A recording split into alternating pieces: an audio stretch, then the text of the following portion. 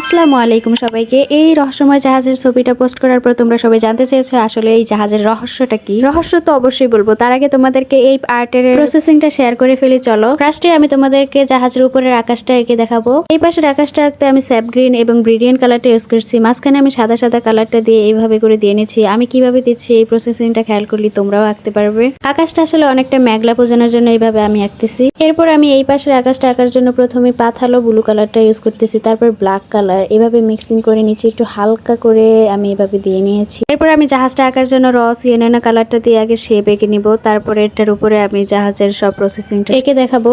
র সিএনএন এর উপরে আমি এবার বার্ন্ট সিএনএনা কালারটা ইউজ করতেছি। এর উপরে আমি হালকা করে বার্ন্ট আম্পারের কালারটা ইউজ করতেছি। আসলে জাহাজটা যেহেতু কাঠের তৈরি, তাই আমাদের একটা কাট শেপ আনতে হবে। জাহাজের উপরের অংশে যে পর্দা এবং এগুলো আবিজাবি থাকে, এগুলো আঁকে দেখানো তোমাদেরকে সম্ভব হয়নি। এগুলো আমি অফ ক্যামেরা করছি, এগুলো আঁকতে অনেক ঝামেলা। এরপর আমি পানির কাজটা করতেছি। রহস্যময় জাহাজের রহস্য কিন্তু এখনো শেষ হয়নি, ওটা আমি তোমাদেরকে পরের ভিডিওতে দেখাবো। আল্লাহ হাফেজ।